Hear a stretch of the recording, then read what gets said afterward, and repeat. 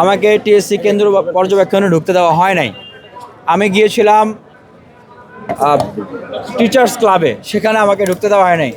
এরপরে আমি গিয়েছি সুইমিং পুলে, সেখানে যে আপনার কেন্দ্র আছে সেখানেও আমাকে ঢুকতে দেওয়া হয় নাই। এই দেখেন, আমাকে ঢুকতে দেওয়া হচ্ছে না, বলা হচ্ছে এটা নাকি নিয়ম নাই, জসিম স্যারকে বলতে হবে, ঢুকতে দেওয়া হবে না। এইভাবে করে আমাদেরকে ঢুকতে দেওয়া হয় নাই।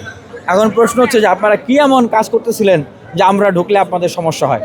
প্রার্থী তো আমরা, নাকি যারা সেখানে বিশ্ববিদ্যালয় শিক্ষক কর্মকর্তারা সেখানে কাজে ছিলেন তারা কি প্রার্থী? নাকি প্রার্থী তো আমরা।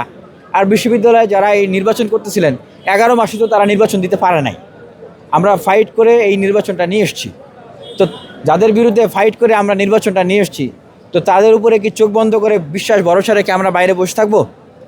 এটা কি সম্ভব? ঠিক ওনারা কি করলেন আমাদেরকে অন্ধকারে রেখে, যেটা এখন আমরা পত্রিকা মারফত বিভিন্ন জায়গা থেকে জানতেছি যে টিক মারা ব্যালট অনেক জায়গায় এরকম দেওয়া হয়েছে অনেককে। এখন এরকম কতগুলো টিক মারা ব্যালট আসলে কোথায় দেওয়া হয়েছে, কোন বাক্সে ভরা হয়েছে, কোথায় ঢুকানো হয়েছে, এগুলো তো আমরা জানি না। আমাদেরকে অন্ধকারে রাখা হয়েছে। কোনো প্যানেলকে কি বিশেষ সুবিধা দিচ্ছে? ভাই, এটা মনে হওয়ার কি আছে? দেখতেছেন তো আপনারা কি হচ্ছে এগুলো। আচ্ছা, এখন ওনারা আরও আসলে কি করছে এটা তো ওনারাই বলতে পারবে।